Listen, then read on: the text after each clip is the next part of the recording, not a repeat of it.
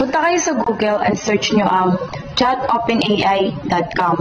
So, ayan, makikita nyo ChatGPT yan. So, search nyo dyan, make me an essay about my family. And click the enter. Ayan, lalabas na ang napakadami at napakahabang sagot. So, ayan, nakikita nyo napakahaba ng sagot dyan. Ayan. Pero di nyo yun ikakopy lahat kasi mapagkalataan kayong AI generated ang ginagamit nyo. Step 2, para hindi talaga mahalata na AI generated yung ginamit nyo, ganito yung gawin nyo.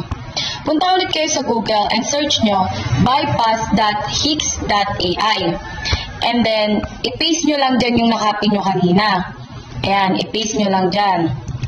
And then, search nyo humanize. Ayan, humanize. Kasi, tapos yan, mag-humanizing na yan. Mag-humanizing na yan. Diyan, i-ikli yung mga essay nyo kanina, yung kaninang mahabang kinapin nyo dun sa step 1. I-ikli yun na parang tao na yung gumawa, hindi na siya AI. Kaya makikita natin sa step 2 na umikli na yung mga essay na pinaste natin dyan kanina. So, hindi na siya halatang AI. Para ma-assure natin, punta tayo sa step 3. So, dito sa step 3, scan nyo lang yan. And then, wait nyo lang yung result. So, ayan yung result nung sa atin, di ba? Human. So, di ba? Pure human.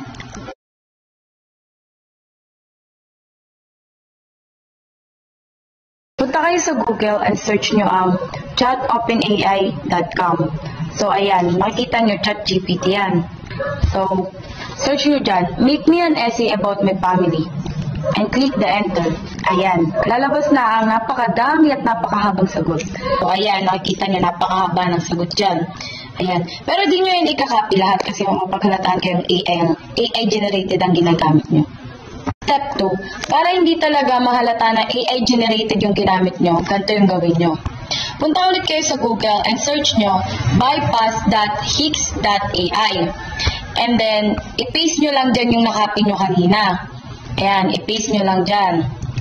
And then, search nyo humanize. Ayan, humanize. Kasi, tapos yan, mag-humanizing na yan. Mag-humanizing na yan. Diyan, i-ikli yung mga essay nyo kanina, yung kaninang mahabang kinapin nyo dun sa step 1. I-ikli yun na parang tao na yung gumawa, hindi na siya AI. Kaya makikita natin sa step 2 na umikli na yung mga essay na pinaste natin dyan kanina. So, hindi na siya halatang AI. Para ma-assure natin, punta tayo sa step 3. So, dito sa step 3, scan nyo lang yan. And then, wait nyo lang yung result. So, ayan yung result nung sa atin, di ba? Human. So, di ba? Pure human.